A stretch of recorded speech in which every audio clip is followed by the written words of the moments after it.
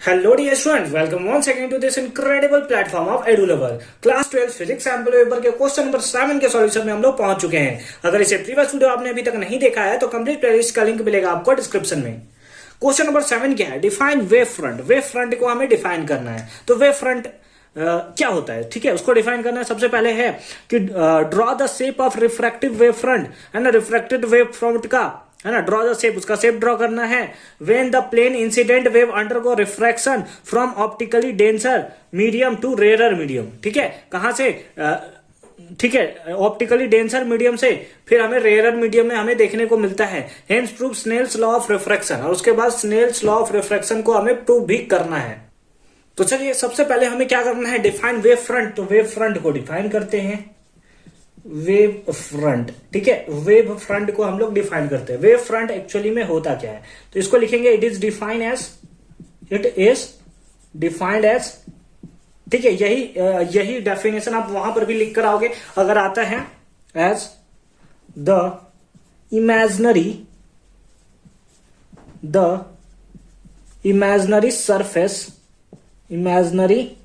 Surface constructed, ठीक है, क्या? It is defined as the imaginary surface constructed by the locus of, तो यहां लिखते हैं by the locus of all point, by the locus of all points, by the locus of all points of a wave that have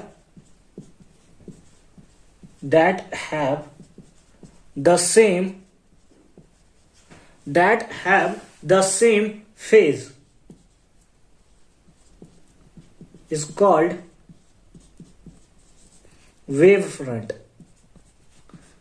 उसको हम लोग क्या बोलेंगे? Wave front बोलेंगे। ठीक है, अच्छी बात है। तो वेव फ्रंट किसको बोलेंगे? It is defined as the imaginary surface constructed by the locus of all points of a wave that have the same phase is called wave front। हालांकि इसको फिगर के थ्रू मैं अभी दिखा रहा हूं, लेकिन इस टाइप का डेफिनेशन आप जरूर लिख कर आओगे अगर आपके एग्जामिनेशन में पूछा जा रहा है।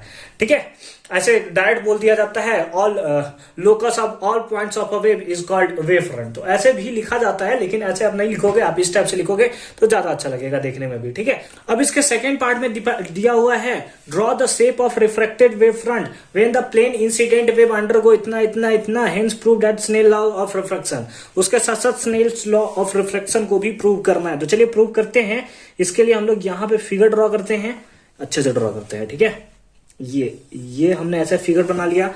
ठीक है, ये हमारा क्या है? ये हमारा इंसिडेंट रे। कैसा है? इसको हम लोग क्या बोल रहे हैं? Incident ray. ठीक है, इंसिडेंट रे। ठीक है, इंसिडेंट रे। और आपको पता है कि यही जो वेव फ्रंट होता है, वो इंसिडेंट रे के परपेंडिकुलर होता है, साथ ही साथ रिफ्रैक्टर रे के भी परपेंडिकुलर होता है। उसको हम लोग वेव फ्रंट बोलते हैं। ठीक है, तो ये हमारा क्या हो गया? वेव फ्रंट हो गया। और ये हमारा क्या होगा? ये हमारा क्या हो गया? यही हो गया हमारा इंसिडेंट रे, है ना। ये हमारा इंसिडेंट रे हो गया। इसका अगर हम लोग नाम देना चाहें, तो क्या हो जाएगा? That is incident plane wave front,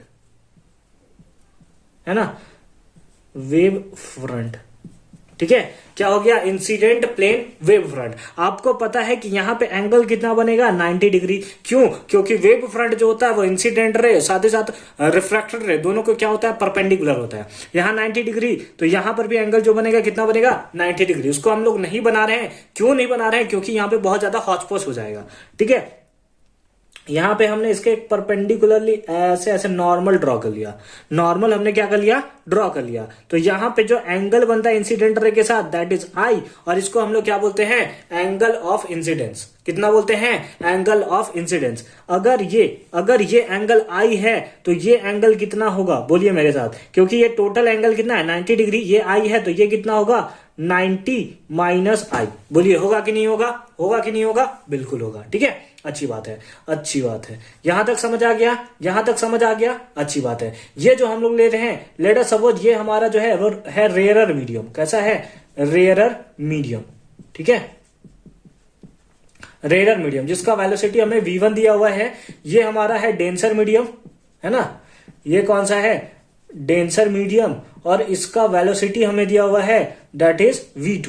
तो हम लोग जान रहे हैं कि v1 जो होगा वो ग्रेटर होगा v2 के। रेयर मीडियम में वेलोसिटी ज्यादा होता है रे का कंपेयर टू डेंसर मीडियम, ठीक है, कंपेयर टू डेंसर मीडियम, ठीक है, अच्छी बात है। अब ये क्या करेगा, यहां से रे जो है वो ऐसे ट्रैवल करना चाहेगा, लेट अस सपोज इसका वेलोसिटी v1 था और टाइम लगा t, ठीक है। तो हमारे पास वेलोसिटी इक्वल्स टू क्या होता है, डिस्टेंस बाय टाइम। तो यहां से यहां तक का डिस्टेंस बताना है, वेलोसिटी हमने v1 लिया है, टाइम हमने ले लिया है t है, तो डिस्टेंस कितना होगा v1 इंटू टी, कितना होगा टाइम v1 इंटू टी, ठीक है। डिस्प्लेसमेंट कितना हो गया v1 into T. Let us suppose इसका नाम देते हैं a, इसका नाम देते हैं b, इसका नाम देते हैं c, ठीक है, ए बी सी। तो bc लेंथ कितना होगा, लेंथ bc हमारे पास होगा v1 इंटू टी, ठीक है, ठीक है।